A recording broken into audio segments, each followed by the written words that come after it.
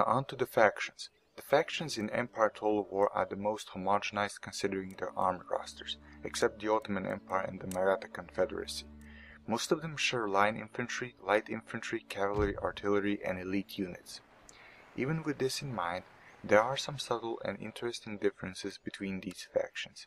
Sweden has average infantry, and the interesting element about them is that their cavalry has 25% more men, except their Hakapelita, their unique unit which has the usual number of men. Austria has below average line infantry, but their line infantry have 25% more men than the usual line infantry, so a unit of 80 men becomes 100 for the Austrians, but only the European infantry. Their light infantry are excellent and their light cavalry is some of the better in the game.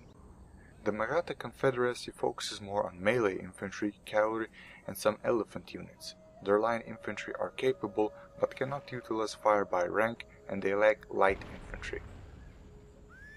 The Ottoman Empire also has a focus on melee infantry, good cavalry, and powerful artillery, while their starting line infantry is weak compared to their European counterparts. They will need to research better technology to train Nizam-e Sedit infantry that are capable of utilizing fire by rank. The early European army consists of pikemen, line infantry, light artillery, light infantry, and some rather weak cavalry. Line infantry can use square formations to beat cavalry, plug bayonets to better fight melee but cannot remove them until the end of battle. Light infantry can deploy stakes to defend themselves against cavalry, while cavalry can use wedge formation to improve their charge at the expense of turning speed. The late European army will focus more on range and firepower. Better artillery will become available, riflemen with longer range can be brought to the field, line infantry will use fire by rank, making it faster to utilize full firepower, while grenadiers and elite infantry will use platoon fire. Cavalry will use diamond formation, which will give them a powerful charge and good turning speed. Tactical battles still play out the same. You need to manage the morale and stamina of your men, use the terrain to your advantage, and flank the enemy. Since it's the 18th century, the focus is more on artillery and musket fire, so you will need to arrange your men, putting them in the right direction and the right places to cover your flanks and gaps in the line. Let's talk about the types of units. Line infantry will form the backbone of your army. They will receive improvements from technology in the form of better equipment, firing drills, and formations. Light infantry and skirmishers have longer range, and you will use them to screen your army, which means putting them in front of your line infantry to pester the enemy. They are weak in melee, so cavalry and melee infantry will make short work of them. Cavalry is fast, ideal for flanking or quick responses to enemy movement. They are best employed against light infantry and artillery, but will be easily defeated by line infantry, especially if they form a square. Grenadiers come in half the size compared to line infantry, but they compensate with better accuracy, reloading, and melee skills. They can also throw grenades to devastate and destroy stationary targets, then charge and finish them off.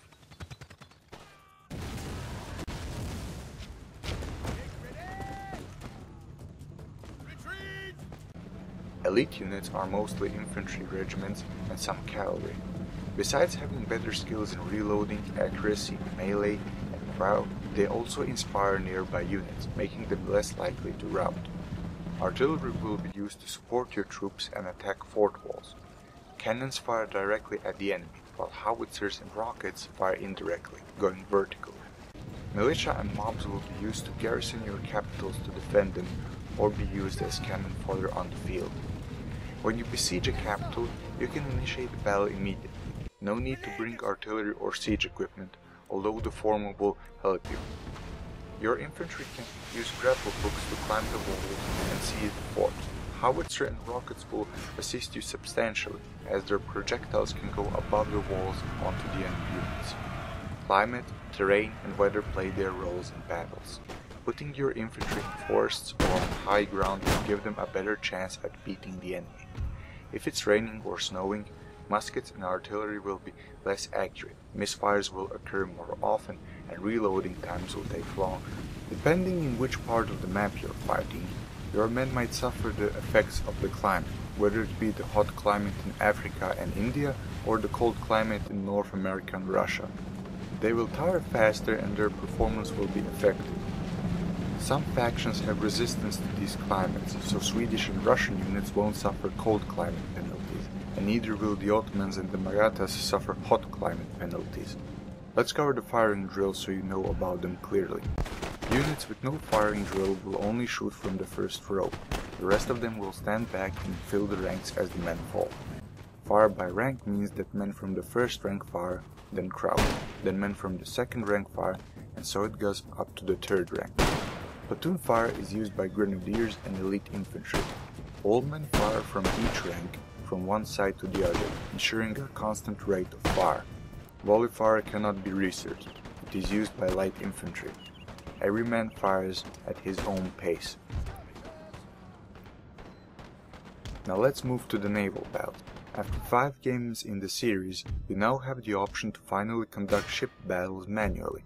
You have various types of ships: galleys, sloops, brigs, corvettes, fifth rates, etc. Some are faster but lack firepower, others are more durable and pack a punch, but their mobility is poor.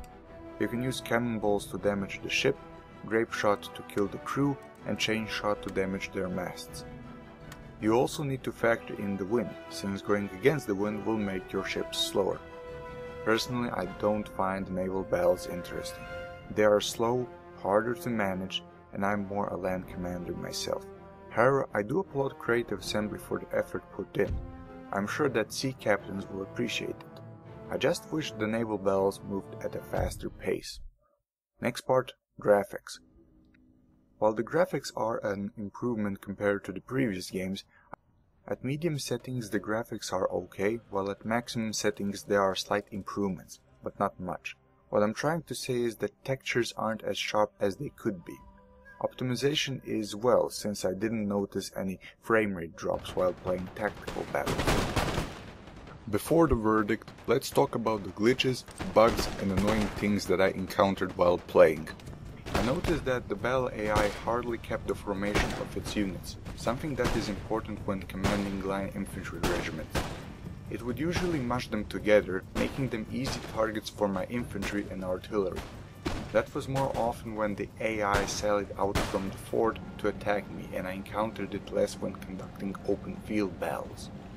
The next thing is a glitch for Austria. In Croatia, they should be able to recruit annoyances. These light infantry have double-barreled muskets, giving them more firepower. Historically, annoyances were light infantry deployed on the military frontier, which served as a buffer zone between the Austrian Empire and the Ottoman Empire. They were used to defend Austria from Ottoman attacks and mostly consisted of Croats, Serbs and other people from the local population. Historical lesson aside, the problem in the game is that you cannot recruit them in Croatia or anywhere near for that matter. They are supposed to be recruited in Croatia, but due to a glitch in the data files, a barracks is needed to recruit them. The problem? You can't build a barracks in Croatia because it only has one building slot. This is a game released in 2009 and it still isn't corrected, which annoys me because it is one of the more interesting units in the game. Next, Janissaries of the Ottoman Empire and all infantry of the Maratha Confederacy cannot use fire by rank. I know that they are old-fashioned, but that doesn't mean they are stupid. And I know that the Janissaries didn't fight like line infantry. They just shot their muskets and then charged to the enemy fighting with swords. But in-game, they form a line. This is a game. They are professional soldiers. They should be able to use it gameplay-wise. Same for the Maratha infantry. They can't use fire by rank, even though the infantry are trained in European fighting style. It really annoys me because they still have those technologies to research. Plus, they lack light infantry, making them extra vulnerable against other factions.